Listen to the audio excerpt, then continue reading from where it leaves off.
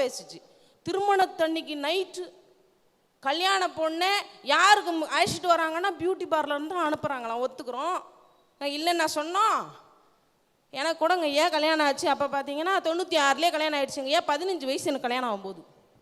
எங்கள் மாமா ரொம்ப தங்கமான மனுஷன். 10வது படிச்சுட்டு இருக்கிற பிள்ளைய கல்யாணம் பண்ணி வச்சுட்டாங்க. எங்கள் அம்மா வந்து என்கிட்ட கேட்டது மாமனை உனக்கு பிடிக்குமான்னு தான், ஒரே வார்த்தை தான். நான் ஏதோ சரிம்மா பிடிக்கும்னு சொல்லிட்டேன். 15 நாளில் கல்யாணம் ஆகி போச்சு எனக்கு.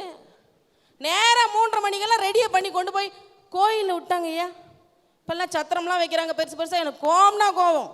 ஒரு சீடி எடுக்கல, எதுவும் பண்ணலை. எங்கள் மாமாவை பிடிச்சி செம்ம திட்டு. மாமா கல்யாணத்துலலாம் பார்த்தீங்கன்னா இந்த பானைக்குள்ளே மோதிரம் போடுறாங்கல்ல, இதெல்லாம் நம்ம கல்யாணத்தில் நீ எதுவுமே பண்ணலையே மாமா, இதெல்லாம் எதுவுமே பண்ணாமல் கல்யாணம் பண்ணிட்டேன்னு சண்டை போடுறேன். எங்கள் மாமா சொல்கிறாரு எல்லாத்தையும் 60ஆம் கல்யாணத்தில் பார்த்துக்கலாம் பொண்ணு. ஆனால் கல்யாணத்து அன்னைக்கே மாமிங்கிட்ட சண்டை போட்ட ஒரே பொண்ணு நீ ஒரு ஆள் தாம்மா.